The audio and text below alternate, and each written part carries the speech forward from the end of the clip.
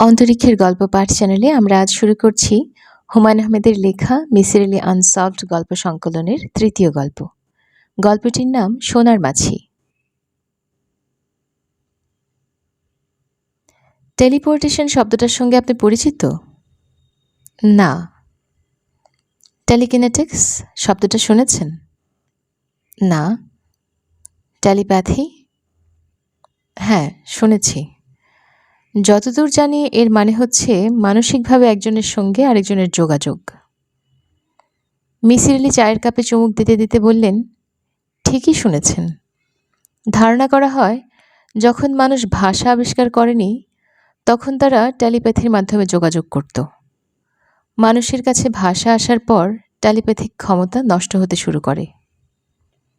আমি বললাম, আপনি কি টেলিপ্যাথির কোনো গল্প শোনাবেন?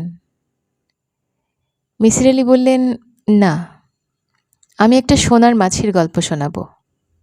এই মাছিটার টেলিপোর্টেশন ক্ষমতা ছিল। সেটা কি? মিসির আলি বললেন, মনে করুন আমার এই চায়ের কাপটা বিছানায় রাখলাম, হাত দিয়ে ধরলাম না, মানসিক ক্ষমতা প্রয়োগ করলাম, কাপটা আস্তে আস্তে আমার দিকে আসতে শুরু করলো। একে বলে টেলিকিনেটিক্স। আবার মনে করুন কাপটা বিছানাতেই আছে, হঠাৎ দেখা গেল কাপটা টেবিলে। একে বলে টেলিপোর্টেশন। সায়েন্স ফিকশনে প্রায়ই দেখা যায় এলিয়েনরা একটা জায়গা থেকে অদৃশ্য হয়ে অন্য একটা জায়গায় উদয় হচ্ছেন। পড়েছেন না এই ধরনের গল্প? পড়েছি। ল্যারি নিভানের উইন্ড অফ দ্য স্কাই বইটিতে আছে। মিসির আলি বললেন, ম্যাজিশিয়ানরা টেলিকিনেটিক্স এবং টেলিপোর্টেশন দু ধরনের খেলাই দেখান। মঞ্চের দু প্রান্তে দুটা কাঠের খালি বাক্স রাখা হয়েছে। রূপবতী এক তরুণী একটা বাক্সে ঢুকলেন। বাক্স তালা দিয়ে দেওয়া হলো। তালা খুলে দেখা গেল মেয়েটি নেই। সে অন্য বাক্সটা থেকে বের হলো। চমৎকার ম্যাজিক, কিন্তু কৌশলটা অতি সহজ। আমি আগ্রহ নিয়ে বললাম, কৌশলটা কি? মিসির আলি বললেন, সেটা আপনাকে বলবো না। আপনাকে কৌশল বলে দেওয়ার অর্থ চমৎকার একটা ম্যাজিকের রহস্য নষ্ট করা। কাজটা ঠিক না। বরং সোনার মাছের গল্প শুনুন। আমি মিসির আলির বাড়িতে এসেছি নিমন্ত্রিত অতিথি হয়ে। রাতে বিশেষ কোনো খাবার খাবো, যা খেয়ে মিসির আলি আনন্দ পেয়েছেন। তিনি আমাকেও সে আনন্দ দিতে চান। তিনি খুলনার একটা কাজের ছেলে রেখেছেন, বয়স 13-14, নাম জামাল। এই ছেলেটি রান্নায় উস্তাদ। আজ সে রাঁধবে কলার মোচা এবং চিংড়ি দিয়ে এক ধরনের ভাজি, কাঁচামরিচ এবং পেঁয়াজের রস দিয়ে মুরগি। মিসির আলির ধারণা পৃথিবীর যে কোনো শ্রেষ্ঠ খাবারের তালিকায় এই দুটো আইটেম আসা উচিত। আমি বললাম, জামাল ছেলেটাকে বেতন যা দিচ্ছেন তা আরও বাড়িয়ে দিন, যাতে সে থেকে যায়, দুদিন পরে চলে না যায়। মিসির আলি বললেন, বেতন যতই বাড়ানো হোক এই ছেলে থাকবে না, আমার টেলিভিশনটা চুরি করে পালাবে।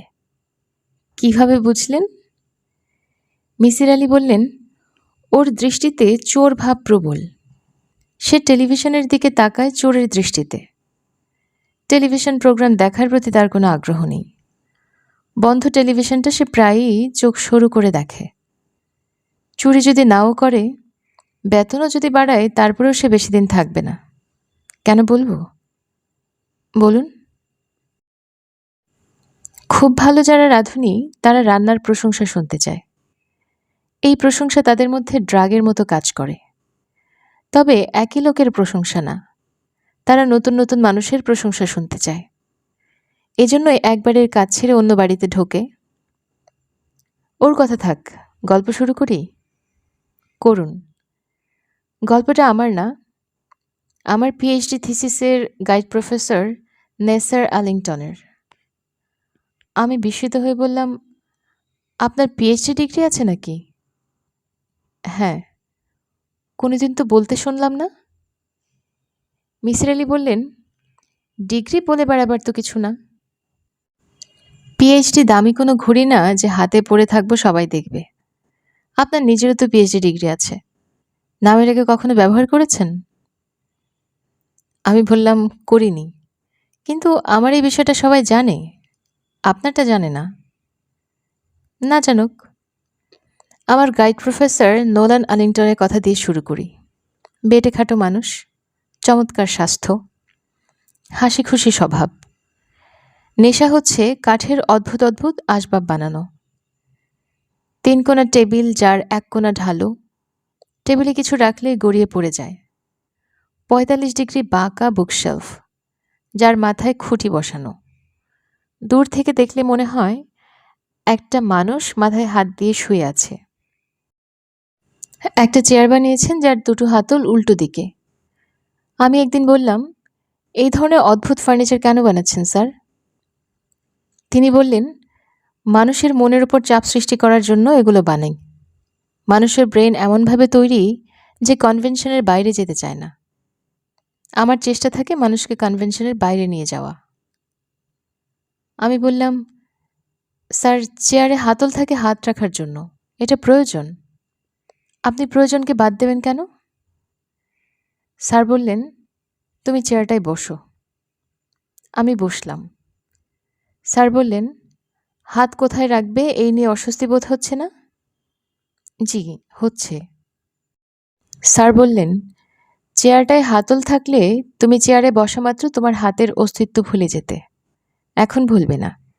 যতক্ষণ চেয়ারে বসে থাকবে ততক্ষণই মনে হবে তোমার 2টো হাত আছে। আমি স্যারের কথা ফেলে দিতে পারলাম না। অদ্ভুত মানুষটার যুক্তি গ্রহণ করতে বাধ্য হলাম। তার সঙ্গে অতি দ্রুত আমার সখ্য হলো। কাঠের উপর র্যাকা ঘষতে ঘষতে তিনি বিচিত্র বিষয়ে গল্প করতেন। আমি মুগ্ধ হয়ে শুনতাম। এক ছুটির দিনে তার বাড়িতে গেছি। তার ব্যক্তিগত লাইব্রেরি থেকে 2টো বই নেওয়া দরকার। স্যার কাঠের কাজ বন্ধ করে সুইমিং পুলের পাশে চেয়ারে শুয়ে আছেন। তাকে খানিকটা বিষণ্ণ মনে হচ্ছে। আমি বই দুটির কথা বললাম। তার উত্তরে স্যার বললেন, মিসির আলি, চলো সুইমিং করি। আমি দারুণ অস্বস্তিতে পড়লাম। স্যার একা মানুষ, বিশাল বাড়িতে তিনি ছাড়া দ্বিতীয় প্রাণী নেই। সুইমিং পুলে তিনি যখন নামেন সম্পূর্ণ নগ্ন হয়ে নামেন। নগ্ন অধ্যাপকের সাথে সাঁতার কাটা সম্ভব না। আমি বললাম, স্যার, আমার শরীরটা ভালো না, আজ পানিতে নামব না। স্যার কিছুক্ষণ আমার দিকে তাকিয়ে থেকে বললেন, নগ্নতা নিয়ে তোমাদের সূচিবায়ুটা আমি ঠিক বুঝতে পারি না। আমার স্ত্রী অ্যানি যখন জীবিত ছিল তখন আমরা দুজন সম্পূর্ণ নগ্ন হয়ে সাঁতার কাটতাম। আমার জীবনের অল্প কিছু আনন্দময় মুহূর্তের মধ্যে ওই দৃশ্যটি আছে। এখন আমি একা নগ্ন সাঁতার কাটি। আমার সাথে সাঁতার কাটে অ্যানির স্মৃতি। আমি বললাম, স্যার, আজ কি ম্যাডামের মৃত্যু দিবস? তিনি বললেন, তোমার বুদ্ধি ভালো, কিভাবে ধরেছ? আমি বললাম, ম্যাডামের কোনো কথা আপনার কাছে এর আগে কখনো শুনিনি, আজ শুনলাম। আপনি হাসি খুশি মানুষ, আজ শুরু থেকেই দেখছি আপনি বিষণ্ণ।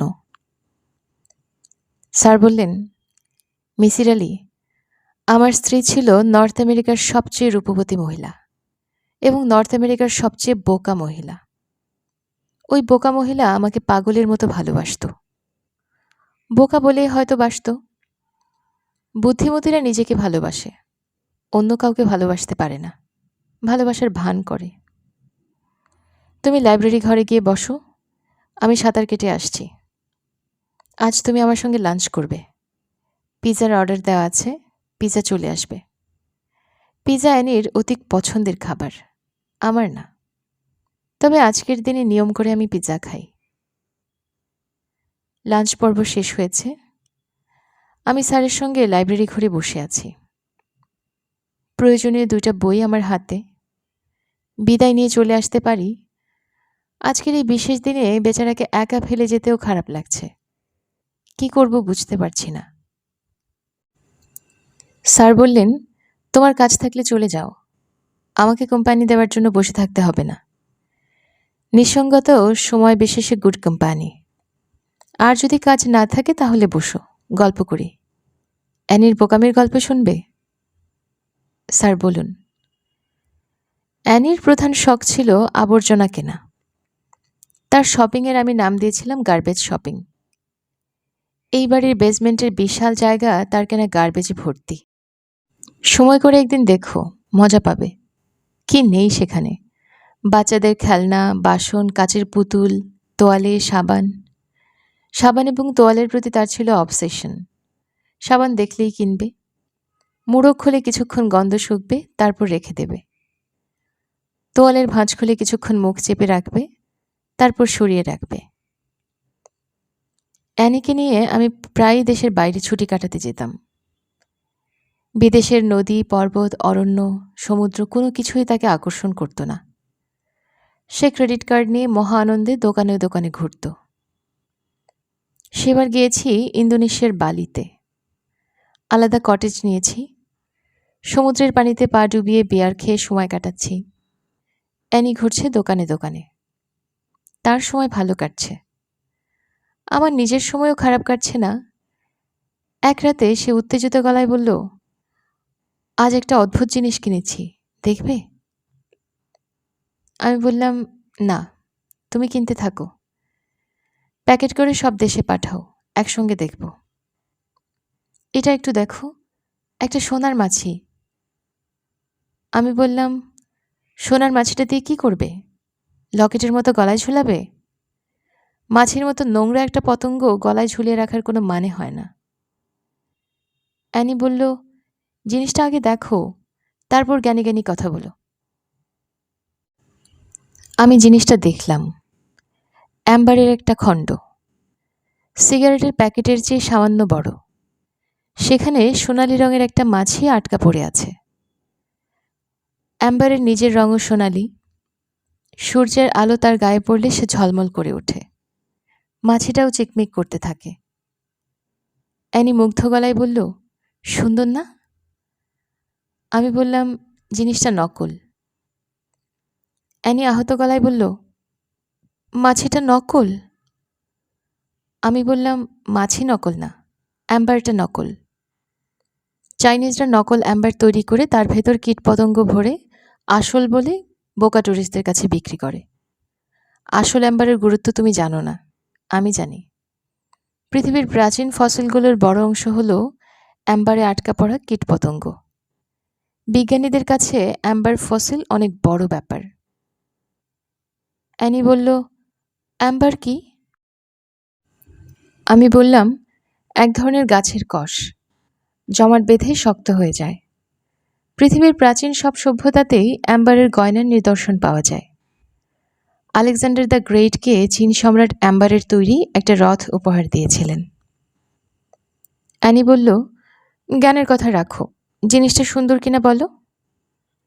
আমি বললাম, নকল জিনিস সুন্দর তো হবেই। এর পিছনে কত ডলার খরচ করেছ?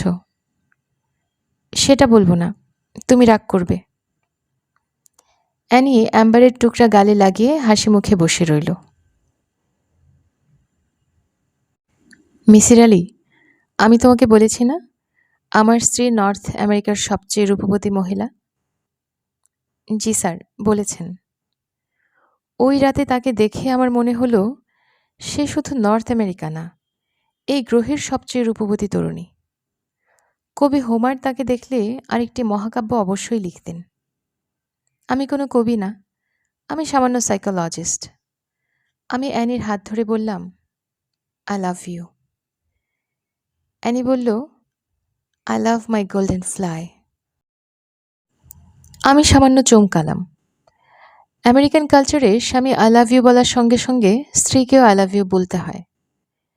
অ্যানি তা বলেনি। এটা এমন কোনো বড় ব্যাপার না, তবে সাইকোলজিস্ট হিসেবে বুঝতে পারলাম অ্যানি সোনার মাছের প্রতি গভীর আসক্তির পথে যাচ্ছে। অবসেশন খারাপ জিনিস। অবসেশন মানুষের চিন্তা চেতনা, জ্ঞান বুদ্ধি আচ্ছন্ন করে ফেলার ক্ষমতা রাখে। পৃথিবীর সবচেয়ে পাওয়ারফুল ড্রাগের চেয়েও অবসেশন শক্তিশালী। তুমি একজন সাইকোলজিস্ট, আমার এই কথা মনে রেখো। অ্যানির অবসেশন অতি দ্রুত প্রকাশিত হলো। আমি ছোট্ট একটা ঘটনা বলে তার অবসেশনের তীব্রতাটা বোঝাবো। এক রাতের কথা, আমি অ্যানির সঙ্গে ঘনিষ্ঠভাবে মিলিত হচ্ছি। হঠাৎ লক্ষ্য করলাম অ্যানি তার গালে অ্যাম্বারের টুকরাটা চেপে ধরে আছে। আমি অ্যানির হাত থেকে অ্যাম্বারটা কেড়ে নিয়ে মেঝেতে ছুঁড়ে ফেলতে যাচ্ছিলাম। হঠাৎ অ্যানির কাঁদো কাঁদো মুখ দেখে নিজেকে সামলালাম। অবসেশন সম্পর্কে ছোট্ট বক্তৃতা দিলাম। সে আমার কোনো কথাই মন দিয়ে শুনছিল না। এক দৃষ্টিতে তাকিয়েছিল আমার হাতের অ্যাম্বারের টুকরাটার দিকে। আরেক দিনের কথা, হাইওয়ে দিয়ে যাচ্ছি। অ্যানি অতি বিরক্তিকর একটা কাজ করছে। চলন্ত গাড়িতে চোখের পাতায় পেন্সিল দিয়ে রং ঘষছে। অনেকবার তাকে বলেছি এই কাজটা করবে না। কোনো কারণে গাড়ি ব্রেক করতে হলে চোখ আঁকার পেন্সিল ঢুকে যাবে চোখের ভেতর। আমার কথায় লাভ হয়নি। চলন্ত গাড়িতে তার চোখ আঁকা নাকি সবচেয়ে ভালো হয়। আমি অ্যানিকে অগ্রাহ্য করে গাড়ি চালাচ্ছি। সে যা করতে চায় করুক। হঠাৎ অ্যানির বিকট চিৎকার, হলি কাউ! আমি দ্রুত ব্রেক কষে গাড়ি রাস্তার একপাশে নিয়ে এলাম। অ্যানি, কি হয়েছে? অ্যানি বলল, সোনার মাছিটা আমি সবসময় বাসায় রেখে আসি। যদি হারিয়ে যায় সেই ভয়ে। আজও তাই করেছি। এখন ব্যাগ খুলে দেখি অ্যাম্বারটা আমার ব্যাগে। আমি বললাম, তুমি বলতে চাচ্ছ একটা বস্তুর টেলিপোর্টেশন হয়েছে? ঘরে অদৃশ্য হয়ে তোমার ব্যাগে আবির্ভূত হয়েছে? অ্যানি বলল, হুম। আমি বললাম, তোমার ইন্টেলেকচুয়াল লেভেল নিম্ন পর্যায়ের। তাই বলে এতটা নিম্ন পর্যায়ের তা আমি ভাবিনি। অ্যানি বলল, তাহলে অ্যাম্বারটা আমার ব্যাগে কিভাবে এসেছে? তুমি নিজেই এনেছ। এখন ভুলে গেছো। বস্তুটা বিষয়ে তুমি অবসেসড বলেই ঘটনাটা ঘটেছে। অ্যানি বলল, হতে পারে। আম সরি। সে সরি বললেও আমি বুঝতে পারছিলাম অ্যানি আমার যুক্তি গ্রহণ করেনি। সে ধরেই নিয়েছে সোনার মাছি তার আকর্ষণে আপনা আপনি তার ব্যাগে চলে এসেছে। কিছুদিন পর আবার এই ঘটনা। অ্যানিকে নিয়ে কেমার্টে গিয়েছি। কাগজ কিনবো, পেপার ক্লিপ কিনবো। হঠাৎ অ্যানি উত্তেজিত ভঙ্গিতে আমার কাছে উপস্থিত। আমি বললাম, কোনো সমস্যা? অ্যানি বলল, হুম, সমস্যা। বলো কি সমস্যা? অ্যানি বলল, শুনলে তুমি রেগে যাবে। রাখবো না, বিরক্ত হতে পারি। তোমার সেই সোনার মাছি আবার বেগে চলে এসেছে? অ্যানি নিচু গলায় বলল, হুম। আজ আমি নিজের হাতে অ্যাম্বারটা ড্রয়ারে রেখে তোমাকে নিয়ে বের হয়েছি। তুমি ঘরে তালা দিয়েছ। আমি বললাম, ভালো করে মনে করে দেখো। আমি তালা দেবার পরপর তুমি বললে কিচেনের চুলা বন্ধ করেছো কিনা মনে করতে পারছি না। আমি তালা খুললাম, তুমি ঘরে ঢুকলে। ঘর থেকে বের হওয়ার সময় সোনার মাছি নিয়ে এসেছ। অ্যানি বিড়বিড় করে বলল, আমি শুধু কিচেনেই ঢুকেছি, অন্য কোথাও না। বিশ্বাস করো। আমি বললাম, তুমি ভাবছো কিচেনে ঢুকেছ। চূড়ান্ত পর্যায়ে অবসেশনে এমন ঘটনা ঘটে। সরি। আমি বললাম, সরি বলার কিছু নেই। তোমাকে সোনার মাছির ব্যাপারটা ভুলে যেতে হবে। পারবে না? তুমি বললে পারবো। একজন সেন্সিবল মানুষ যা করে আমি তাই করলাম। অ্যানির সোনার মাছি লুকিয়ে ফেললাম। অ্যানি তা নিয়ে খুব যে অস্থির হলো তা না, কারণ তখন তার জীবনে মহা বিপর্যয় নেমে এসেছে। তার স্টমাক ক্যান্সার ধরা পড়েছে। তাকে ভর্তি করা হয়েছে সেন্ট লুক হাসপাতালে। ডাক্তার তৃতীয় দফা অপারেশন করেছে, রেডিওথেরাপিও শুরু করেছে। পরীর চেয়েও রূপবতী মেয়েটি আমার চোখের সামনে প্রেতের মতো হয়ে গেল। মাথার সব চুল পড়ে গেল। শরীর শুকিয়ে ৯-১০ বছর বয়সী একটা শিশুর মতো হয়ে গেল। শুধু চোখ দুটো ঠিক রইল। পৃথিবীর সব মায়া, সব সৌন্দর্য জমা হলো দুটো চোখে। একদিন ডাক্তার বললেন, সরি প্রফেসর, রেডিওথেরাপি আপনার স্ত্রীর ক্ষেত্রে কাজ করছে না। আমি বললাম, আর কিছুই কি করার নেই? ডাক্তার চুপ করে রইলেন। এক রাতের কথা, আমি অ্যানির পাশেই বসেছি। অ্যানি বলল, অন্যদিকে তাকিয়ে বসো। আমার দিকে তাকিও না। আমি দেখতে পশুর মতো হয়ে গেছি।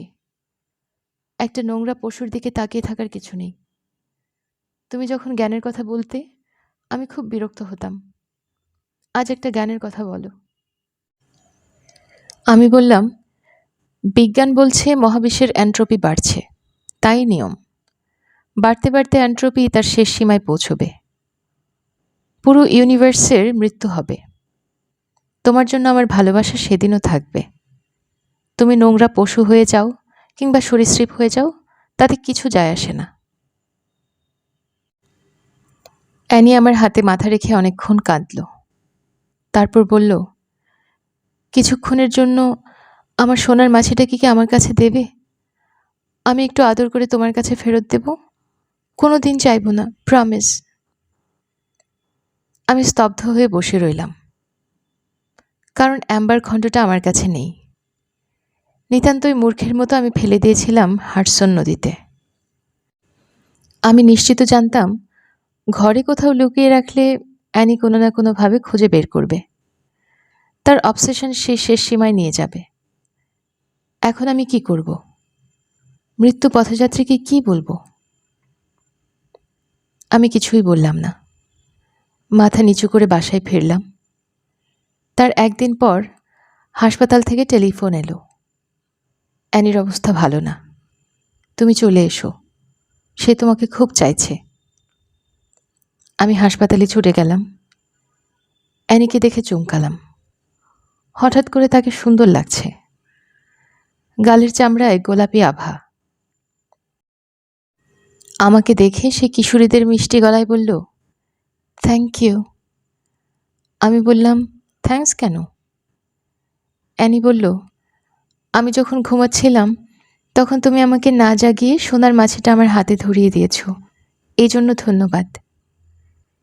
সে গায়ের চাদর সরালো। আমি স্তম্ভিত হয়ে দেখি অ্যাম্বারের টুকরোটা তার হাতে। প্রফেসর কথা বন্ধ করে চুরুট ধরালেন। চুরুটে টান দিয়ে আনারি স্মোকারদের মতো কিছুক্ষণ কাশলেন। তারপর ছোট্ট নিঃশ্বাস ফেলে বললেন, অ্যাম্বারের টুকরাটা অ্যানির হাতে কিভাবে এসেছে আমি জানি না, জানতে চাইও না। সব রহস্যের সমাধান প্রয়োজনও দেখছি না। রহস্য হচ্ছে গোপন ভালোবাসার মতো, যা থাকবে গোপনে। মিসির আলি বললেন, স্যার, অ্যাম্বারের টুকরাটা কি এখন আপনার কাছে আছে? প্রফেসর বলল, না, অ্যানির কফিনের সঙ্গে দিয়ে দিয়েছি। অ্যানি তার সোনার মাছির সঙ্গে নিয়ে গেছে। অ্যানির ছবি দেখবে? দেয়ালে তাকাও। বাস্কেটবল হাতে নিয়ে হাসছে। ছবিটা আমার তোলা। ছবিটা প্রায়ই দেখি এবং অবাক হয়ে ভাবি, আমাদের সবার বয়স বাড়বে, আমরা জরাগ্রস্ত হব, কিন্তু ছবির এই মেয়েটি তার যৌবন নিয়ে স্থির হয়ে থাকবে। জরা তাকে স্পর্শ করতে পারবে না। প্রফেসর চুরুট হাতে দাঁড়ালেন, দ্রুত ঘর থেকে বের হলেন। তার চোখে পানি চলে এসেছে। তিনি সেই পানি তার ছাত্রকে দেখাতে চান না। আপনারা শুনছিলেন মিসির আলি আনসলভড গল্প সংকলনের তৃতীয় গল্প, সোনার মাছি। আমাদের গল্প পাঠ ভালো লেগে থাকলে আমাদের চ্যানেলটিকে সাবস্ক্রাইব করে বন্ধুদের সাথে শেয়ার করতে ভুলবেন না। ধন্যবাদ।